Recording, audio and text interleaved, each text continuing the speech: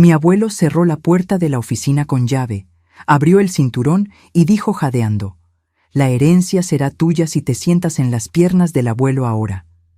Yo tenía 19 años y mi mamá se estaba muriendo. Él cobró un precio asqueroso por la vida de ella. Pero lo que este monstruo no sabía es que yo tenía un arma secreta en el bolsillo de mi chamarra. Hola, mis queridos. Mi nombre es Mariana Cavalcante de los Santos. Tengo 52 años hoy en día y vivo aquí en Guadalajara, Jalisco, la misma ciudad donde nací y crecí. En este exacto momento, estoy aquí en mi cocina preparando unas conservas de durazno e higo que coseché del patio esta mañana. El olor dulce del almíbar hirviendo en la estufa me calma, ¿saben? Es una receta que aprendí de mi abuela, doña Celia, una mujer que me enseñó que la fuerza no tiene nada que ver con gritar. Tiene que ver con saber el momento exacto de actuar. Empecé a hacer estas conservas hace unos 5 años, después de jubilarme del trabajo de auxiliar administrativa en el ayuntamiento. Al principio era solo para ocupar el tiempo, pero hoy se volvió casi un ritual. Cada verano agarro las frutas del huerto, las lavo una por una con cuidado, las pelo despacito mientras escucho el radio y paso la tarde entera aquí, en esta estufa vieja moviendo las ollas.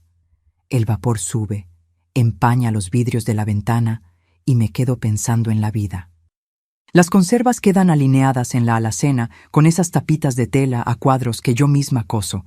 Parece cosa sin importancia, pero cada frasquito de estos carga un pedacito de paz que conquisté con mucho sudor y lágrimas. Mi cocina no es grande ni moderna. No, es sencilla.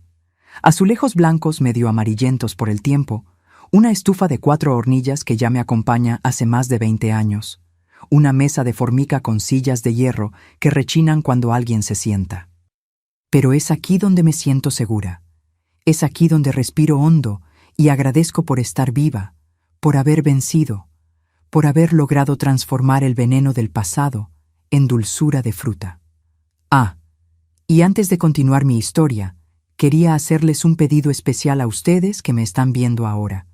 Si les está gustando escucharme, le dan clic a ese botoncito rojo de suscribirse ahí abajo, ¿eh? Y toquen la campanita también, si no se van a perder las próximas historias de esta abuela aquí.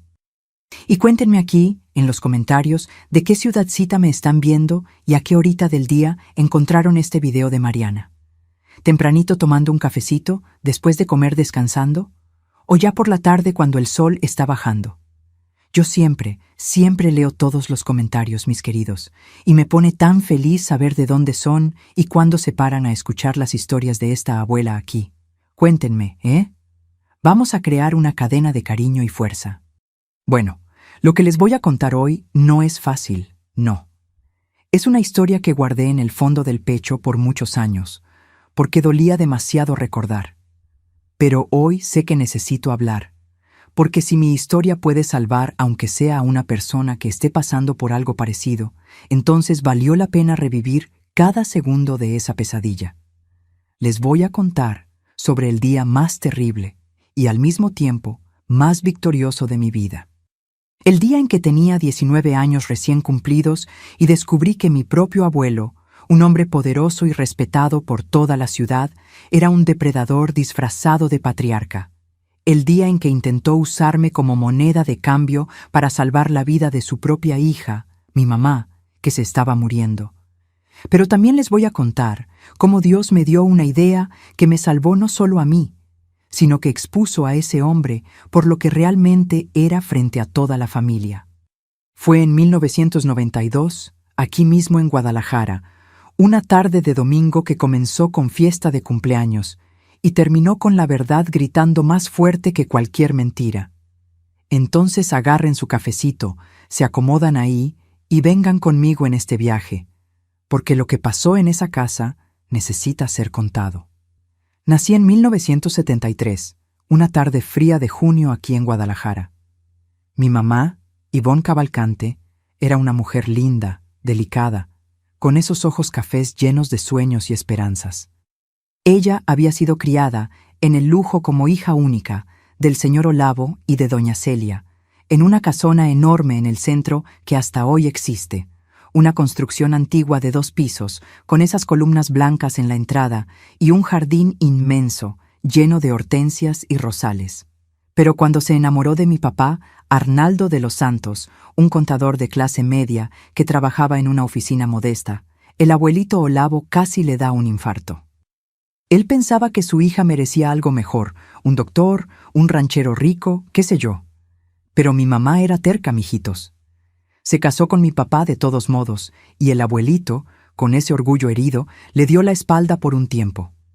Vivíamos en una casa sencilla de madera, pintada de blanco, allá en la colonia San José, bien lejos de la casona de mis abuelos.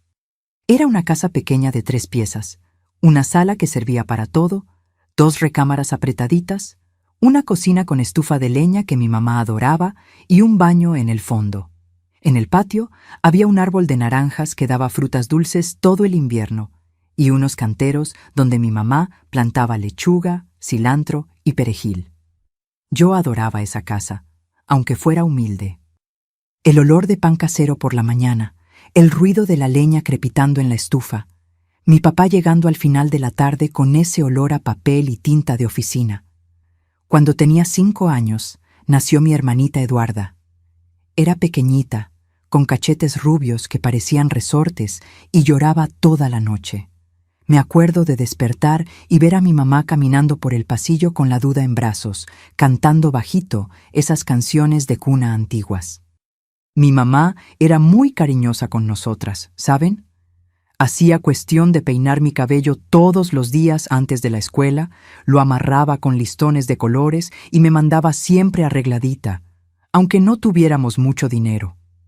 Mi papá era más serio, más callado, pero era un hombre trabajador y honesto. Salía tempranito y regresaba ya de noche, cansado, pero siempre con una sonrisa cuando me veía corriendo a abrazarlo. La infancia en Guadalajara era buena, mis queridos. Jugábamos en la calle sin miedo. Yo tenía una amiga llamada Lisandra que vivía 3 casas más abajo y pasábamos las tardes enteras jugando a la comidita, al avión dibujado en el suelo con carbón, a saltar la cuerda. En invierno, cuando aquí hace un poco de frío, nos enrollábamos en cobijas y nos quedábamos tomando chocolate caliente que mi mamá hacía con leche y piloncillo. Los sábados por la mañana, mi papá nos llevaba a mí y a Eduarda a tomar helado a la nevería del centro. Y aquello era la cosa más especial del mundo. Pero hay un detalle de mi infancia que necesito contar, porque fue ahí donde empezó todo, aunque yo era niña y no entendía bien. Cuando tenía unos 7 años, mi abuelo Olavo finalmente perdonó a mi mamá por haberse casado con mi papá. Nos llamó a comer a su casona un domingo. Me acuerdo de entrar en esa casa enorme, con piso de mármol que hacía eco con cada paso, candiles de cristal en el techo, muebles de madera oscura y pesada. Todo olía a cera de pulir y a dinero. Mi abuela Celia me recibió con un abrazo apretado y me dio un besote en la frente. Ella era una señora elegante, siempre con vestidos de seda y esos collares de perlas, pero tenía un modo dulce y acogedor. El abuelito Olavo era diferente. Era un hombre alto, fuerte, con bigote gris bien recortado, y esos ojos azules fríos que parecían atravesarte. Fumaba puro todo el tiempo, y siempre tenía un vaso de whisky en la mano, hasta en la mañana. En esa primera comida, me miró de arriba abajo y dijo: «Esta niña salió a ti, Yvonne, va a ser una mujer bonita cuando crezca». Y ahí me cargó, se sentó conmigo en su sillón y se quedó pasando la mano por mi cabello de una manera que, qué sé yo, me daba un frío en el estómago. Mi mamá no notó nada raro, pero yo sentí, aunque con 7 años, yo sentí. Después de ese día, empezamos a frecuentar la casa de mis abuelos casi todos los domingos. El abuelito Olavo era tratado como rey en la ciudad. Tenía ranchos, terrenos, inversiones, era amigo del presidente municipal, del delegado, de toda la gente importante. En la mesa del comedor hablaba fuerte, contaba historias de negocios, se reía de esa manera forzada. Y siempre, siempre cuando yo pasaba cerca de él, me llamaba: «Ven acá, mi nietecita bonita, dale un besito al abuelito». Y yo iba, porque era educada, porque mi mamá me mandaba, porque él era mi abuelo, pero no me gustaba. Él agarraba mi cara con fuerza, me besaba en la mejilla de manera demasiado larga y se quedaba mirándome con esa mirada que hoy sé lo que era. Pero en esa época yo era niña. No sabía ponerle nombre a aquello. Mi papá y mi mamá siempre estaban preocupados con dinero. La oficina de él no iba bien y con 2 hijas pequeñas las cuentas apretaban. Mi mamá cosía para afuera, arreglaba ropa de vecinos, vendía dulces en el tianguis. Nunca pasamos hambre, no, pero tampoco sobraba nada. Y el abuelito Olavo le gustaba restregarnos eso en la cara. Nos daba regalos caros a mí y a Eduarda, muñecas importadas, ropa de marca, pero siempre acompañado de un comentario para mi papá. Arnaldo, espero que logres darle una vida mejor a mi hija. Por lo mientras, yo voy a tener que ayudar, ¿no? Mi papá se ponía rojo de vergüenza, tragaba saliva y no respondía. Y yo veía la tristeza en sus ojos. Cuando cumplí 12 años, ya había crecido bastante. Mi mamá empezó a enseñarme a ser señorita. ¿Saben? A sentarme con las piernas cruzadas, a cuidar mi cabello, a arreglarme bien. Y fue en esa época que el abuelito Olavo empezó a mirarme de manera diferente. Ya no era mirada de abuelo, era otra cosa. Empezó a llamarme sola a su oficina para darme un regalo especial, decía. Y allá adentro me hacía sentarme en sus piernas mientras él abría el cajón y me entregaba dinero, siempre diciendo: «Esto es solo nuestro secreto, Mariana? Tú eres la nietecita preferida del abuelito». Yo no me gustaba, pero tampoco entendía que aquello estaba mal. Solo sentía que era extraño, incómodo. Pero ¿quién era yo para cuestionar al hombre más poderoso de la ciudad? Y así fui creciendo entre el cariño sofocante de mi abuelo y la inocencia de mis días de niña. Jugaba en la calle, iba a la escuela, ayudaba a mi mamá en casa y los domingos soportaba esas visitas a la casona, donde yo sentía que algo estaba mal, pero no podía explicar qué. Los años fueron pasando, mis queridos, y me fui volviendo señorita. Cuando cumplí 15 años en 1988, ya no era más esa niñita de trenzas. Había crecido, me había desarrollado y las miradas del abuelito Olavo habían cambiado completamente. Ya no era esa mirada de abuelo orgulloso, era otra cosa. Era una mirada que me hacía querer desaparecer, esconderme, encogerme dentro de mi propia piel. En las fiestas de familia siempre encontraba manera de quedarse cerca de mí. Ponía su mano pesada en mi hombro, me apretaba contra él en abrazos que duraban demasiado tiempo. Susurraba en mi oído cosas como: «Mi nietecita está cada día más bonita, una mujercita hecha ya». Yo sentía asco, pero al mismo tiempo me sentía culpable por sentir asco. Al fin y al cabo, él era mi abuelo. Él era el hombre que ayudaba a mi familia con dinero. Él era respetado por todo mundo. ¿Quién era yo para pensar que aquello era extraño? Pensaba que el problema estaba en mí, que yo estaba pensando cosas malas de una persona buena. Esa es la trampa, mijitos. El abusador siempre hace que la víctima piense que ella es la que está mal. Cuando tenía 16 años, mi papá perdió el empleo en la oficina. La crisis de los años 90 estaba empezando y muchas empresas pequeñas cerraron. Mi papá intentó abrir un negocio propio de contabilidad, pero no funcionó. Pidió préstamos, se endeudó y en pocos meses estaba en bancarrota. Nuestra situación económica se desplomó. Hubo mes que faltó comida en casa.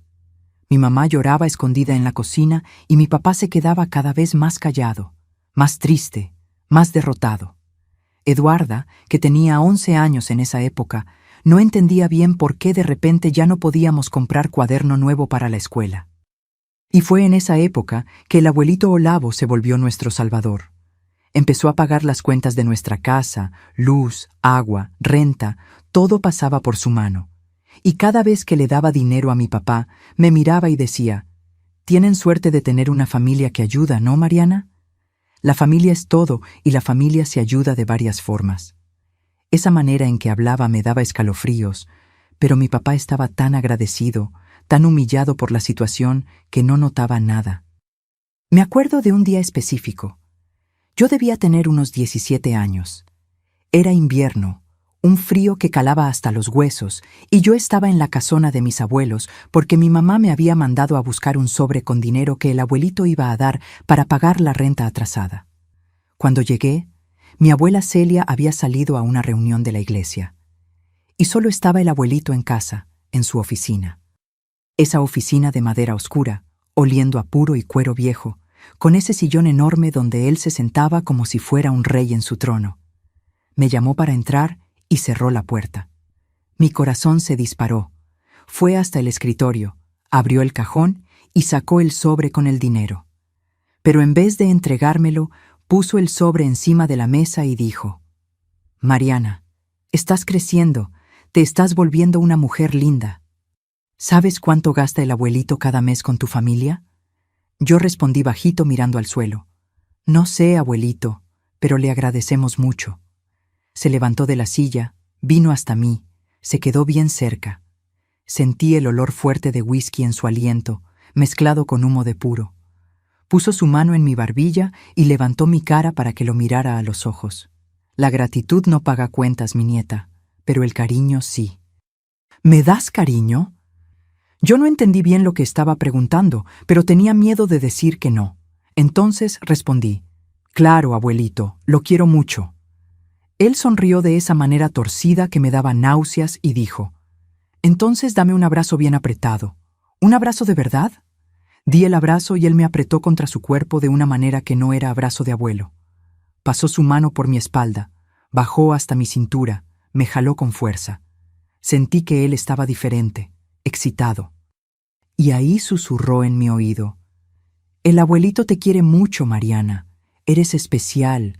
Y cuando alguien es especial para mí, yo cuido. Pero espero que esa persona también cuide de mí, de la manera que necesito». Me alejé rápido, agarré el sobre de encima de la mesa y salí corriendo de esa oficina sin mirar atrás. Llegué a casa temblando, sudada, con ganas de vomitar, pero no le conté nada a nadie. ¿Quién me iba a creer?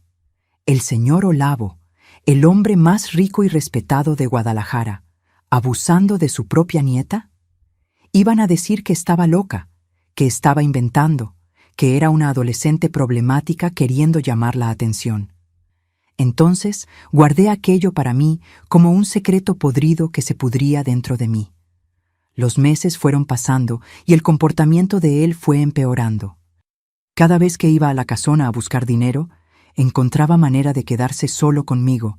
Me llamaba a la oficina, cerraba la puerta, me obligaba a sentarme en sus piernas, pasaba su mano por mi cabello, por mi cara, por mi cuello, decía cosas asquerosas, susurradas, siempre recordando que él estaba pagando las cuentas de casa, que sin él íbamos a pasar hambre, que yo debía ser agradecida. Aprendí a ir siempre acompañada cuando necesitaba ir allá. Llevaba a Eduarda conmigo, o esperaba a que mi mamá estuviera, pero no siempre funcionaba. Y entonces, en marzo de 1992, pasó algo que cambió todo. Mi mamá empezó a sentirse mal. Ella siempre había tenido problemas del corazón desde joven, una condición que corría en la familia, pero nada grave. Pero de repente empezó a tener falta de aire, dolores en el pecho, desmayos. Mi papá la llevó al hospital público y después de varios estudios, el diagnóstico vino como un golpe en el estómago. Necesitaba una cirugía cardíaca urgente, una cirugía cara, complicada, que costaba una fortuna. Por el sistema de salud público, la lista de espera era de meses, y los médicos dijeron que ella no tenía meses. Tenía semanas, tal vez días. Mi papá lloraba agarrado de mi mamá en la cama del hospital. Yo, que acababa de cumplir 19 años en junio, estaba aterrada. Eduarda, con 14, no paraba de llorar. No teníamos dinero ni para el funeral, qué decir para una cirugía que costaba millones de pesos en esa época. Y ahí, mi papá hizo lo único que podía hacer. Le habló por teléfono al abuelito Olavo, le suplicó, lloró en el teléfono. Pidió por el amor de Dios que salvara la vida de su propia hija. Y el abuelito, con esa voz calmada y controlada, dijo que iba a pensar, que iba a ver qué podía hacer, que iba a evaluar la situación. Pasó una semana, mi mamá empeorando cada día, mi papá desesperado y nada del abuelito dar una respuesta. Hasta que un viernes sonó el teléfono. Era él diciendo que iba a pagar la cirugía, pero que quería resolver los detalles personalmente. Programó una comida de domingo en su casona el día del cumpleaños de 1 año de Gabriel, hijo de mi primo Marcelo. Dijo que iba a hacer una reunión de familia y que después de la comida iba a resolver todo con nosotros. Mi papá quedó tan aliviado que casi se desmaya. Yo debería estar feliz, ¿no? Mi mamá se iba a salvar. Pero sentí una opresión en el pecho, un presentimiento malo. Conocía a mi abuelo. Sabía que él nunca hacía nada gratis.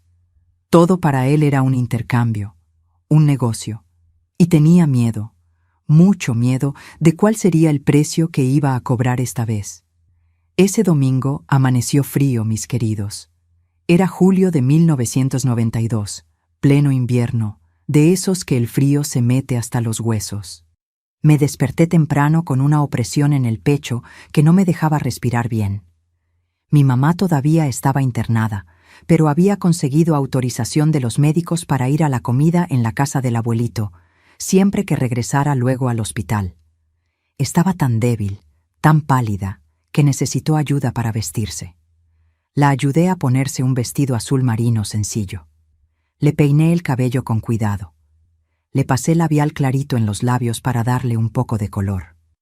Ella agarró mi mano y dijo: «Gracias a Dios, tu abuelo nos va a ayudar, Mariana. Vamos a superar esto». Yo forcé una sonrisa, pero por dentro estaba muriéndome de miedo. Llegamos a la casona alrededor del mediodía. El portón de hierro estaba abierto, y ya había varios carros estacionados enfrente. La casa estaba adornada con globos de colores, y una manta que decía: «Felicidades, Gabriel, 1 añito». Mi primo Marcelo y su esposa, Simone, habían organizado una fiesta de cumpleaños para su bebé, y el abuelito había aprovechado para convertir aquello en una reunión de toda la familia. Había mis tíos, tías, primos, niños corriendo por el jardín, música sonando. El olor de carne asada venía del patio de atrás, donde habían montado una parrilla enorme. Entré a la casa con Eduarda, agarrándome la mano. Ella estaba emocionada con la fiesta, pero yo estaba tensa. Mis ojos buscaron al abuelito Olavo inmediatamente, como un animal busca al depredador. Estaba en la sala conversando con mis tíos, vestido con esa ropa de ranchero elegante que le gustaba. Camisa a cuadros almidonada, pantalón de vestir, botas de piel. Tenía un vaso de whisky en la mano, como siempre, y fumaba un puro.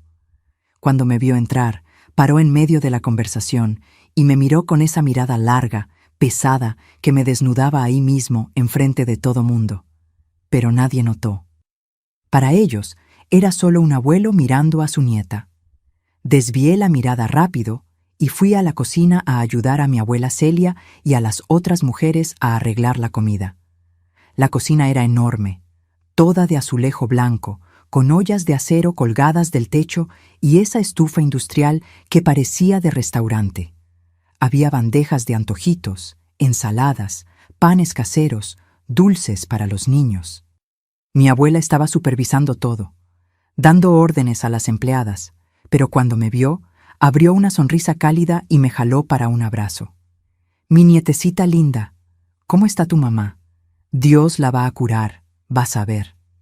Quise creer que todo iba a salir bien, que ese día iba a terminar bien, que mi mamá se iba a salvar, pero esa opresión en el pecho no pasaba. La comida se sirvió en el jardín, en mesas grandes cubiertas con manteles blancos. Había carne asada, arroz, frijoles, ensaladas y de postre un pastel de cumpleaños de 3 pisos decorado con el tema de la gallina pintadita, que era lo que les gustaba a los niños en esa época. El bebé Gabriel estaba sentado en su sillita, todo sucio de pastel, y todo mundo tomaba fotos, reía, cantaba las mañanitas. Yo intenté participar, intenté sonreír, pero mis ojos no podían dejar de buscar al abuelito. Estaba sentado en la cabecera de una de las mesas, comandando todo, como siempre, contando historias, haciendo bromas. Pero de vez en cuando me miraba, y cada vez que nuestras miradas se encontraban, Él levantaba el vaso de whisky en mi dirección, como si estuviera haciendo un brindis solo para mí, un brindis secreto, un recordatorio de que él tenía poder sobre mí. Después de la comida, los niños fueron a jugar al jardín y los adultos se quedaron sentados conversando, tomando café y comiendo dulces. Mi mamá estaba en una mecedora, cubierta con un chal, respirando con dificultad. Mi papá estaba a su lado, agarrándole la mano. Yo estaba cerca de la mesa donde habían puesto el pastel, ayudando a Simón a organizar los recuerditos de la fiesta. Fue cuando vi el transmisor del monitor de bebé. Esos aparatos antiguos, grandes, de plástico blanco, con antena encima de la cómoda en el pasillo que daba acceso a la escalera. Simone lo había dejado ahí para poder escuchar si Gabriel se despertaba de la siesta que había tomado después de comer. En ese momento, el abuelito Olavo se levantó de la silla, encendió otro puro y fue hasta el balcón del segundo piso. Sentí mi sangre helarse cuando se volteó, miró hacia abajo, me buscó con los ojos e hizo una señal con la cabeza, una señal discreta, pero clara. Quería que subiera. Era la hora. Mi corazón se disparó. Mis manos empezaron a temblar. Miré a mi mamá, tan frágil en esa mecedora, dependiendo de ese hombre para vivir. Miré a mi papá humillado, desesperado, sin opciones. Y sabía que si no subía a esa oficina, si no hacía lo que él quería, él iba a negar la cirugía, iba a dejar que mi mamá muriera. Fue ahí que algo dentro de mí hizo clic. Un instinto de supervivencia, tal vez, o la mano de Dios guiándome, no sé. Pero cuando pasé por el pasillo yendo hacia la escalera, agarré ese transmisor del monitor de bebé y lo metí en el bolsillo hondo de mi chamarra de lana. No sé por qué hice eso. Fue un impulso, una voz en mi cabeza diciendo, vas a necesitar un testigo y nadie aquí abajo te va a creer. Entonces apreté el botón de transmitir y lo dejé encendido. Subí esos escalones como si estuviera subiendo al patíbulo. Cada paso era pesado, mis rodillas temblaban, mi respiración estaba jadeante. Cuando llegué al segundo piso, el pasillo estaba vacío y silencioso. La puerta de la oficina estaba entreabierta. Empujé despacio y entré. El ambiente estaba en penumbra, con las cortinas pesadas cerradas y solo una luz tenue de la lámpara en la mesa. El olor era el de siempre, puro, whisky, cuero. Él estaba sentado en ese sillón enorme de cuero café, con las piernas abiertas, el vaso de whisky en una mano y el puro en la otra. Me miró de arriba a abajo, despacio, como si estuviera evaluando una mercancía. Cierra la puerta, Mariana. Mi voz salió débil, casi un susurro. Abuelito, ¿va a firmar el cheque? Mi mamá lo necesita. Soltó una risita corta, seca, sin humor. Siéntate ahí en la silla primero. Me senté en la silla de madera, frente al escritorio, lejos de él. Mis manos sudaban frío. Se quedó mirándome en silencio por unos segundos eternos, dando caladas lentas al puro, la mirada fija en mí, como un depredador observando a su presa. Mariana, ¿sabes cuánto cuesta la cirugía de tu mamá? ¿Tienes idea del favor que voy a hacerle a esta familia? Lo sé, abuelito, y le agradecemos mucho. Nunca lo vamos a olvidar. La gratitud no paga cuentas. Se inclinó hacia adelante, apoyando los codos en las rodillas. Yo soy un hombre de negocios, Mariana. Yo no doy nada gratis. Todo en la vida tiene un precio. Tu mamá quiere vivir. Perfecto. Pero yo quiero algo a cambio. Mi estómago se revolvió. Sabía lo que venía, pero no quería creerlo. ¿Qué quiere, abuelito? Apagó el puro en el cenicero, tomó un trago largo de whisky y entonces se puso de pie. Empezó a caminar alrededor de la mesa, despacio, hasta quedar bien cerca de mí. Puso su mano pesada en mi hombro, apretó con fuerza. Creciste, Mariana. Te volviste una mujer linda, igualita a tu abuela cuando era joven. Su voz se volvió ronca, jadeante. Y yo soy un hombre solo. Tu abuela ya no me da atención. Necesito cariño, gratitud, de verdad. Las lágrimas empezaron a bajar por mi cara. No podía hablar. Él soltó mi hombro y fue hasta su sillón. Y entonces empezó a abrir la hebilla del cinturón despacio, con los ojos fijos en mí. Su respiración se puso pesada, jadeante. Dio palmaditas en sus propias piernas con la mano y dijo la frase que me persigue hasta hoy. La herencia va a ser tuya, Mariana. Tu mamá va a operar. Todo va a salir bien. Si vienes aquí a sentarte en las piernas del abuelito ahora. Es solo un cariño especial. Nadie necesita saber. Sentí el vómito subir a la garganta. Estaba encerrada en esa oficina con un monstruo que usaba el amor que le tenía a mi mamá como arma contra mí. Estaba petrificada en esa silla, mis queridos. Todo mi cuerpo temblaba, mis manos sudaban frío y mi mente estaba gritando para que saliera corriendo de ahí, pero mis pies no se movían. Era como si estuviera hundiéndome en un pozo de arena movediza, siendo jalada hacia abajo, incapaz de reaccionar. Miré a ese hombre, mi propio abuelo, mi sangre, sentado en ese sillón con el cinturón abierto y las manos en sus propias piernas, llamándome con esa mirada asquerosa, y pensé, ya está, este es mi fin. O hago lo que él quiere y cargo esta marca por el resto de mi vida, o niego y mi mamá muere. No hay salida. El aire en la oficina estaba pesado, sofocante. El olor de puro mezclado con whisky me mareaba. La luz tenue de la lámpara creaba sombras distorsionadas en las paredes, haciendo que ese lugar pareciera aún más siniestro. Podía escuchar mi propia respiración, rápida y superficial, y el tic-tac del reloj de pared, que parecía marcar cada segundo de mi agonía. Allá afuera, a través de la ventana cerrada, venían sonidos amortiguados de la fiesta, risas de niños, conversaciones distantes, música bajita, un mundo normal, feliz, inocente, tan cerca y al mismo tiempo tan lejos de mí. Pero había una salida. Dios sabe que la había. Y la salida estaba en mi bolsillo, grabando cada palabra, cada respiración jadeante, cada segundo de esa monstruosidad. Respiré hondo. Sentí el aire helado llenar mis pulmones. Limpié las lágrimas con el dorso de la mano e hice algo que nunca había hecho antes. Lo miré directo a los ojos, no con miedo, con desprecio, con una rabia que ni sabía que existía dentro de mí. Y hablé alto, bien alto, articulando cada palabra con claridad para que ese transmisor captara cada sílaba. Déjeme entender bien, abuelito. ¿Usted está diciendo que solo va a pagar la cirugía de su propia hija, de la mamá de sus nietas, si yo... Mi voz tembló, pero continué. ¿Si yo me restriego en usted? ¿Eso es lo que está pidiendo? ¿Ese es el precio que está cobrando por la vida de su hija? Él frunció el ceño, sorprendido con mi reacción. Esperaba que fuera sumisa, que bajara la cabeza, que obedeciera en silencio, como siempre. Me había entrenado durante años para tenerle miedo, para pensar que él era intocable, demasiado poderoso para ser confrontado.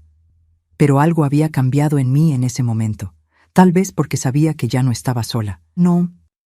Tal vez porque, por primera vez en mi vida, tenía un testigo, aunque invisible, o tal vez porque había llegado a mi límite absoluto, ese punto donde ya no tienes nada que perder, donde el miedo da lugar a un coraje desesperado.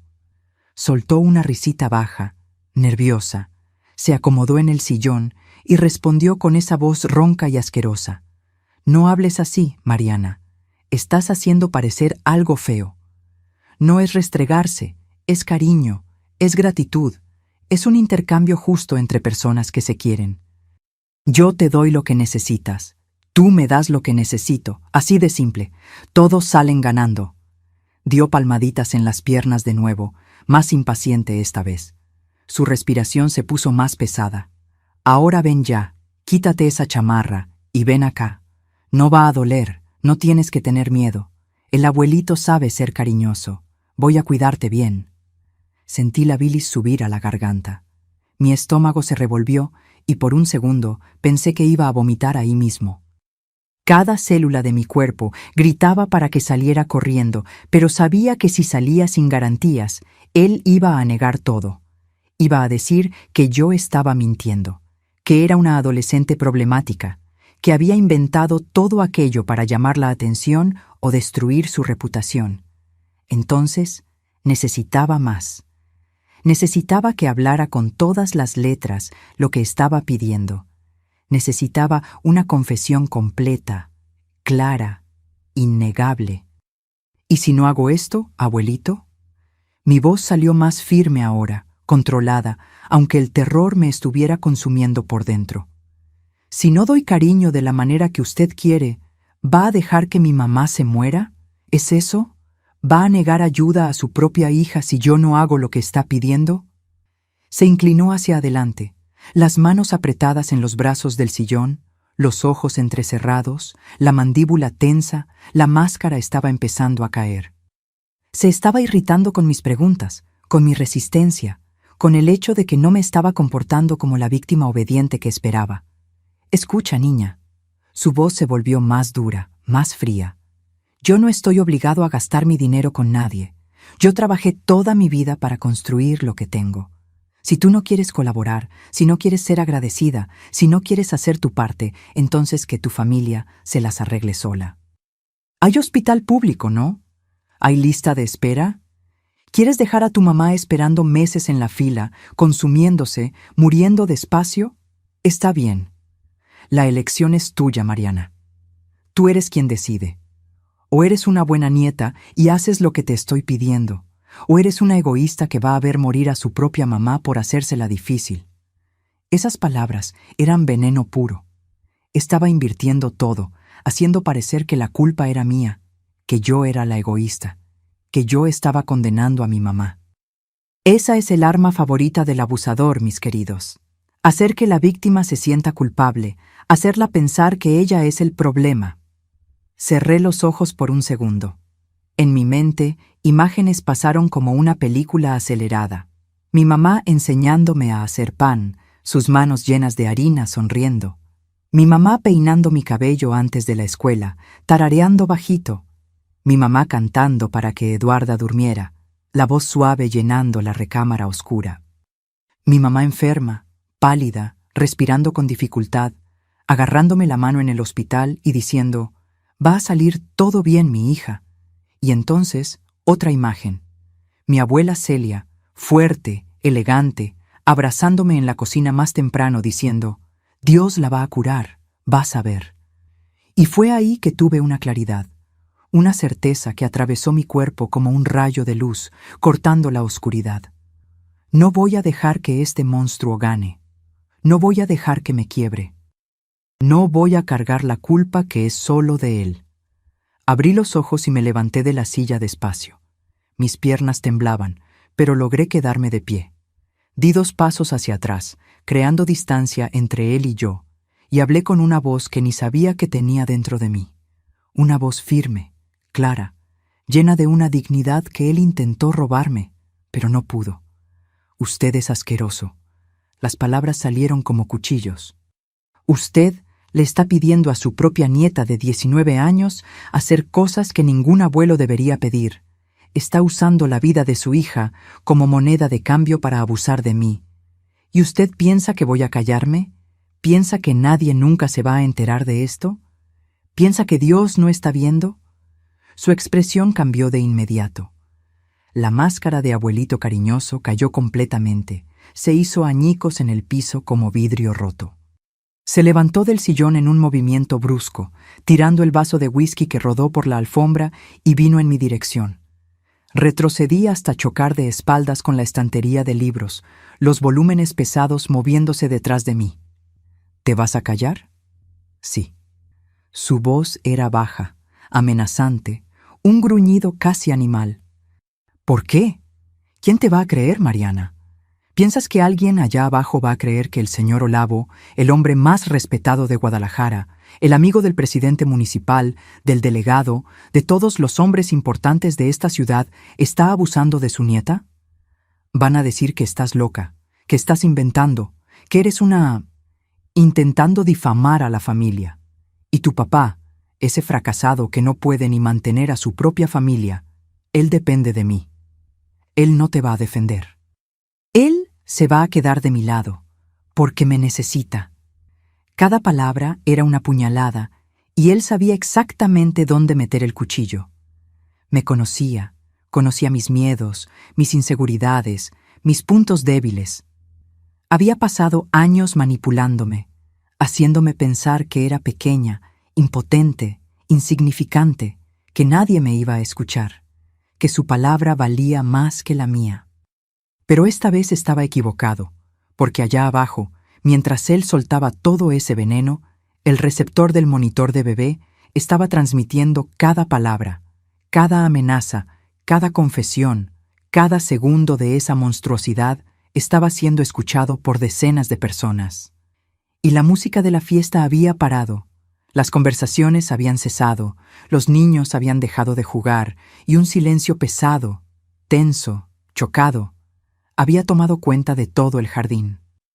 Yo no sabía todavía, pero en ese exacto momento, mi abuela Celia estaba parada al lado de la mesa del pastel, con la mano temblando en la boca, los ojos muy abiertos de horror, escuchando la voz de su marido, el hombre con quien había compartido 40 años de vida, resonar en ese receptor blanco.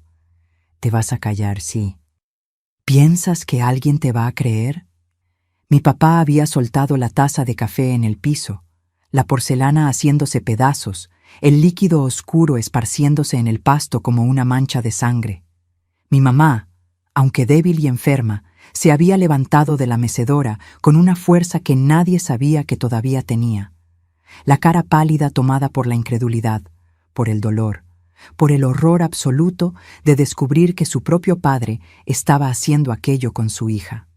Mis tíos, tías, primos, la esposa de mi primo Marcelo con el bebé Gabriel en brazos, todos estaban congelados, petrificados, escuchando esa transmisión en vivo de un horror que nadie quería creer, pero que estaba pasando justo arriba de sus cabezas. Pero yo no sabía nada de eso todavía. Todo lo que sabía era que estaba sola en esa oficina con un depredador y que mi única oportunidad de sobrevivir era ganar tiempo. Ganar tiempo hasta que alguien de alguna manera me escuchara. Ganar tiempo hasta que la verdad llegara allá abajo. Agarré firme el bolsillo de la chamarra, sintiendo el transmisor caliente contra mi mano, pulsando como un segundo corazón. Y respiré hondo. «Puede amenazar lo que quiera, abuelito». Mi voz salió trémula, pero clara. «Pero Dios está viendo y más temprano que tarde, la verdad siempre sale a la luz. Siempre». Él iba a responder. Abrió la boca, los ojos inyectados de rabia y odio, el dedo apuntándome como un arma. Pero antes de que dijera cualquier cosa, escuchamos pasos, muchos pasos corriendo por la escalera. Voces gritando, un estallido de pasos pesados subiendo, corriendo, tropezando en los escalones, como una manada descontrolada. Y entonces, un grito que atravesó toda la casa que hizo temblar las paredes. ¡Desgraciado! La puerta de la oficina tembló con fuerza. Alguien golpeó con el puño del otro lado, la madera moviéndose en las bisagras. Mi papá gritaba del otro lado. «¡Abre esa puerta! ¡Abre ahora, Mariana! ¿Estás ahí?» La cara del abuelito Olavo se puso blanca, completamente blanca. El color desapareció de su rostro, como si alguien hubiera jalado una cortina. Miró hacia la puerta, después hacia mí, y por primera vez en su vida vi miedo en sus ojos. Miedo puro, absoluto, el miedo de un hombre que acababa de darse cuenta de que su máscara fue arrancada frente a todo mundo. Y supe, había sido expuesto. El monstruo había sido revelado.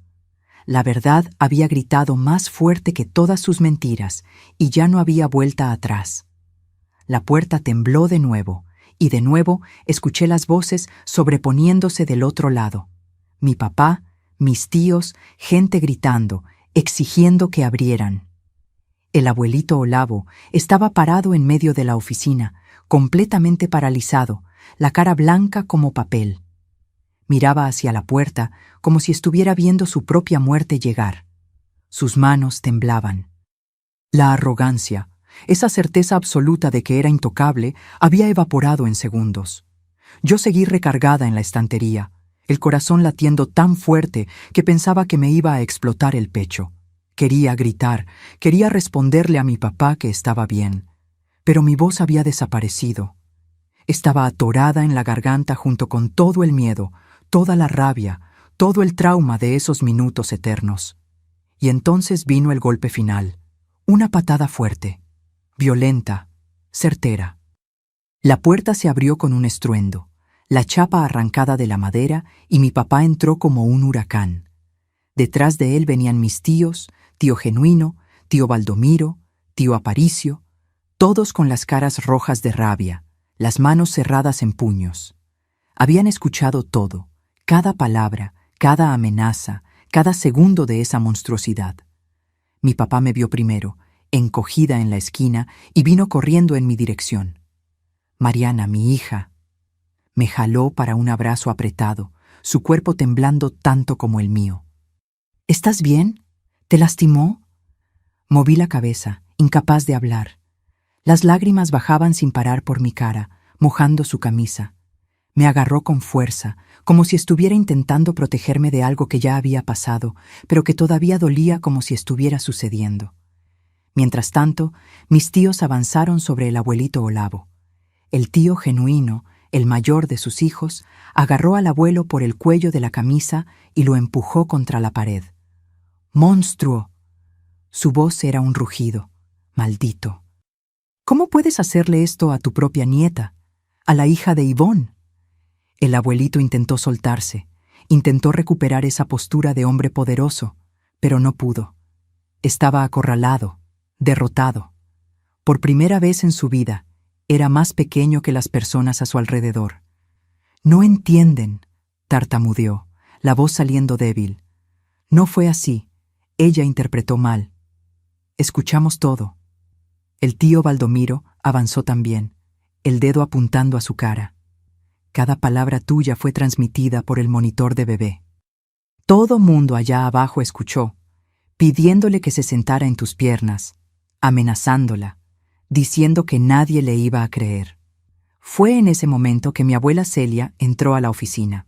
Había subido más despacio que los hombres, pero cuando entró fue como si todo el aire cambiara.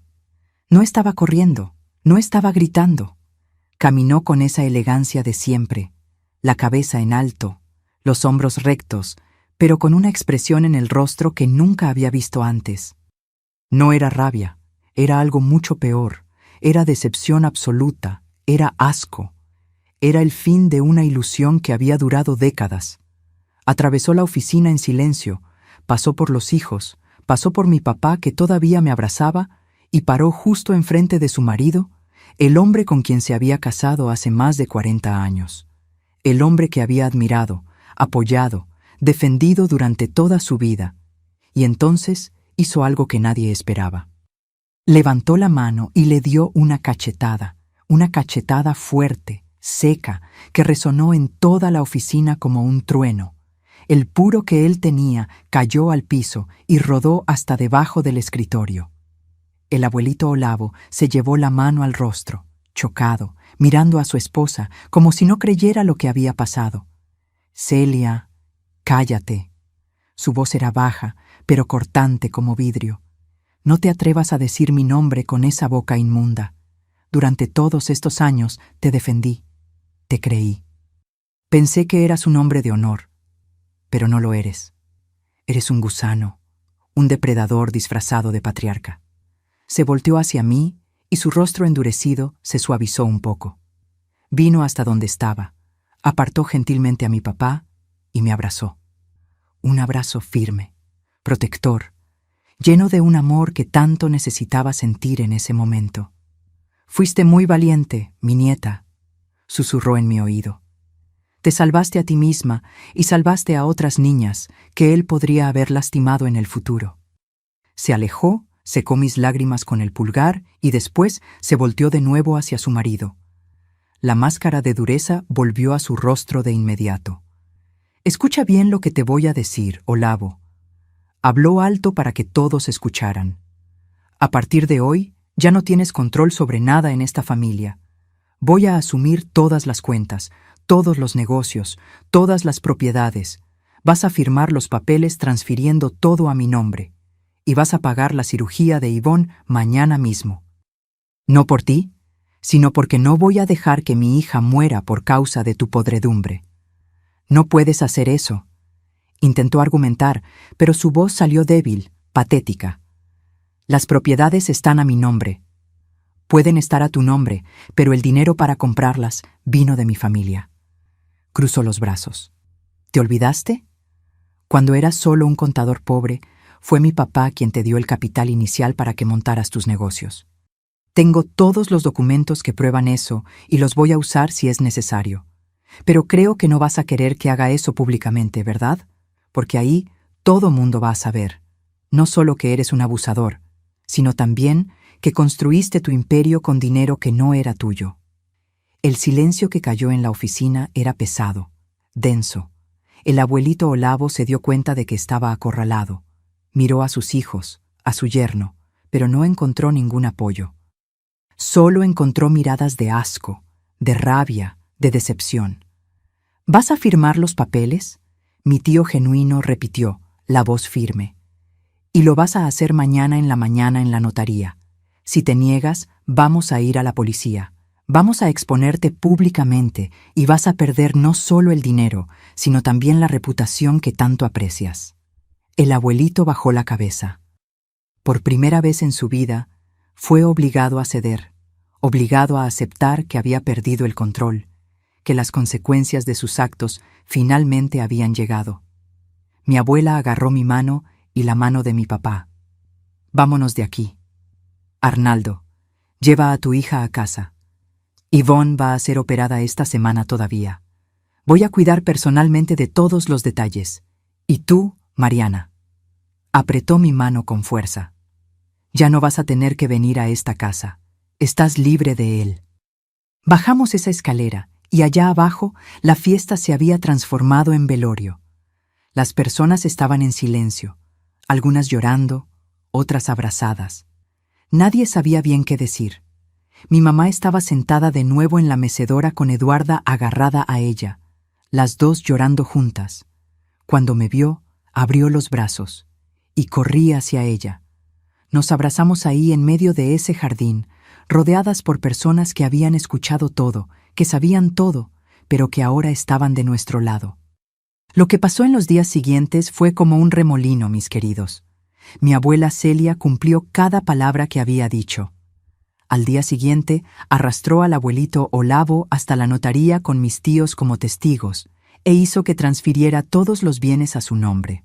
Ella asumió el control total de todo: los ranchos, las propiedades, las inversiones, las cuentas, y pagó la cirugía de mi mamá ese mismo día.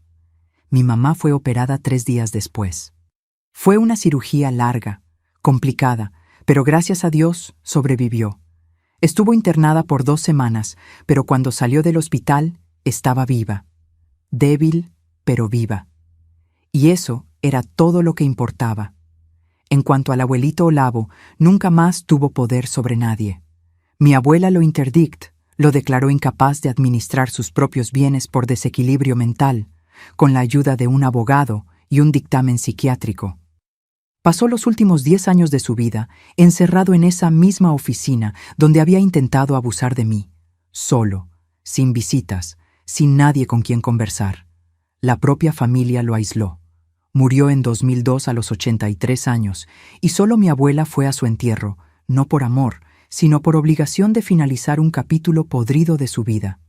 Yo, mis queridos, aprendí ese día la lección más importante de mi vida. La verdad siempre encuentra manera de ser escuchada. Y cuando ya no tienes nada que perder, descubres una fuerza que ni sabías que existía dentro de ti. Y aquí estoy hoy, mis queridos, a los 52 años, de vuelta en esa misma cocina sencilla, donde comencé esta historia con ustedes. El olor dulce de las conservas de durazno e higo todavía hierve en la estufa, el vapor subiendo y empañando los vidrios de la ventana. Pero ahora, cuando miro estos frasquitos alineados en la barra, no veo solo frutas en almíbar. Veo libertad. Veo recomienzo. Veo a una mujer que sobrevivió y que construyó una vida buena sobre las cenizas de lo que pudo haber sido un final trágico. Mi vida hoy es sencilla, mijitos, pero es una sencillez elegida, conquistada, llena de significado. Me jubilé hace 5 años del trabajo en el ayuntamiento, donde trabajé durante 23 años como auxiliar administrativa. Era un trabajo tranquilo, honesto, que me permitió mantener a mi familia con dignidad. Me casé en 1995, 3 años después de ese domingo terrible, con un hombre bueno llamado Telmo, un profesor de historia de la escuela estatal. Nos conocimos en una fiesta de barrio aquí en Guadalajara, y él fue la primera persona con quien pude hablar abiertamente sobre lo que me había pasado. Me escuchó sin juzgar, agarró mi mano y dijo: «Eres la mujer más fuerte que he conocido». Tuvimos 2 hijos, Rodrigo, que hoy tiene 27 años y trabaja como enfermero aquí en el hospital regional, y Fernanda, de 24, que es maestra de matemáticas. Los 2 son mi orgullo, mi alegría, la prueba de que logré romper el ciclo de dolor y crear una familia sana, amorosa, donde nadie le tiene miedo a nadie. Telmo falleció hace 4 años de un infarto súbito. Fue un dolor inmenso, una pérdida que me dejó de rodillas por meses, pero la vida me enseñó que uno sobrevive, siempre sobrevive. Hoy vivo sola en esta casita de 3 recámaras en la colonia Boqueirão, aquí en Guadalajara. Es una casa pequeña, pero acogedora, con una salita donde bordo manteles en las tardes frías de invierno, y esta cocina donde paso horas y horas preparando mis conservas y dulces. Todos los viernes vendo mis productos en el tianguis del centro. Monto un puesto sencillo con un mantel de tejido que yo misma hice cubriendo la mesa y expongo mis frascos de conserva, mis dulces de calabaza y de leche, mis panes de elote envueltos en papel encerado. No es un negocio grande, no. Lo hago más por amor que por necesidad. Mi jubilación me alcanza para vivir tranquila, pero me gusta el contacto con la gente, conversar con las vecinas, escuchar sus historias mientras prueban un pedacito de mi dulce de leche. Hay una señora, doña Noemía, que siempre compra 3 frascos de conserva de durazno y dice que son para los nietos, pero yo sé que se los come toda solita. Nos reímos, conversamos, y esos pequeños momentos me llenan el corazón. Mi mamá, Yvonne, vivió 20 años más después de esa cirugía. Falleció en 2012, a los 70 años, de causas naturales, durmiendo tranquila en su cama. Yo estaba a su lado, agarrándole la mano cuando partió, y antes de cerrar los ojos me dijo: «Gracias por haber sido tan valiente, mi hija. Me salvaste y te salvaste a ti misma». Esas fueron las últimas palabras que me dijo, y las guardo como un tesoro. Vivió lo suficiente para ver a los nietos crecer, para bailar en la boda de Rodrigo, para verme feliz. Y eso para mí ya fue una victoria inmensa. Mi hermana Eduarda vive aquí en Guadalajara también, a unos 15 minutos de mi casa. Está casada, tiene 3 hijos y trabaja como trabajadora social. Nos vemos casi todos los días. Viene aquí a tomar café conmigo las tardes de sábado y conversamos de todo. De los hijos, de las memorias buenas de la infancia, de la vida. Nunca más hablamos mucho de ese domingo. No hace falta. Sabemos lo que pasó. Cargamos las marcas, pero no dejamos que aquello defina quiénes somos hoy. Mi abuela Celia vivió hasta los 91 años. Falleció en 2015, lúcida, fuerte hasta el final. La visitaba todas las semanas en la casona del centro, esa casa que un día fue escenario de horror, pero que mi abuela transformó en un hogar de verdad. Después de que expulsó a mi abuelo de ahí, creó un espacio de acogida, donde la familia se reunía sin miedo, sin tensión. Antes de morir, me llamó sola a su recámara, agarró mi mano con esas manos arrugadas, pero todavía firmes, y dijo: «Mariana, fuiste la más valiente de todas nosotras. Hiciste lo que yo no tuve valor de hacer por décadas. Gracias por haber salvado a esta familia». Lloré mucho ese día, y cuando partió, lloré de nuevo, pero con gratitud por haber tenido una abuela tan extraordinaria. Hoy, mis domingos son diferentes de ese domingo de 1992. Hoy me despierto tempranito, tomo mi café con pan casero y mermelada de naranja y voy a misa de las 8 en la catedral. Después regreso a casa. Pongo música suave en el radio y me quedo aquí en la cocina preparando mis conservas, mis dulces, mis panes. Por la tarde, mis hijos y nietos vienen a visitarme. Rodrigo trae a su hijo, el pequeño Arthur de 3 años, que corre por la casa gritando «¡Abue, abue!» y se cuelga de mis piernas. Fernanda trae a Elena de 1 añito, toda gordita y sonriente, y nos sentamos en la sala, comemos pastel, tomamos café y reímos. Reímos mucho. Miro a esos nietos, mis queridos, y pienso, ellos nunca van a saber lo que es tener miedo dentro de la propia familia. Nunca van a sentir lo que yo sentí, porque yo rompí ese ciclo. Grité cuando necesitaba gritar, luché cuando necesitaba luchar y vencí. Mis queridos, sé que esta historia fue pesada. Sé que muchos de ustedes que me están viendo ahora tal vez estén pasando por algo parecido o conocen a alguien que está. Y es por eso que necesitaba contar, porque el silencio es el arma más poderosa del abusador. El silencio es lo que mantiene a estas criaturas disfrazadas de hombres de familia, de patriarcas respetables en el poder. Si estás siendo manipulada por alguien de tu propia familia, un tío, un abuelo, un padrastro, cualquier persona que use el poder, el dinero o la posición para controlarte y abusar de ti, escucha bien lo que esta abuela aquí te va a decir. No estás sola y no eres culpable. El abusador va a intentar hacerte creer que nadie te va a escuchar, que eres demasiado débil, que él es demasiado poderoso, pero eso es mentira, mentira pura. Yo tenía 19 años y pensaba que estaba acorralada, pensaba que si hablaba nadie me iba a creer. Pero ¿saben qué aprendí? Que la verdad tiene un peso que ninguna mentira puede cargar. Aunque parezca que no hay salida, siempre la hay. Puede ser una persona que te escucha, puede ser una grabación, puede ser una cámara, puede ser Dios poniendo una idea en tu cabeza en el momento exacto, como puso en la mía cuando agarré ese monitor de bebé. Transformé mi miedo en coraje. Transformé mi dolor en testimonio. Usé la propia arrogancia de él contra él. Y tú también puedes. Puedes grabar, puedes filmar, puedes contarle a alguien de confianza, puedes buscar ayuda en organizaciones de protección a la mujer y a menores en tu país, en tu ciudad. No importa dónde estés, México, Estados Unidos, cualquier lugar, existen personas e instituciones listas para ayudarte. Busca autoridades locales, busca tu comunidad, busca tu iglesia si tienes fe. No cargues ese peso sola. Y para ustedes que son mamás, papás, abuelos, tíos, pongan atención en las señales. Miren a los niños de la familia con cuidado. Pregunten cómo están.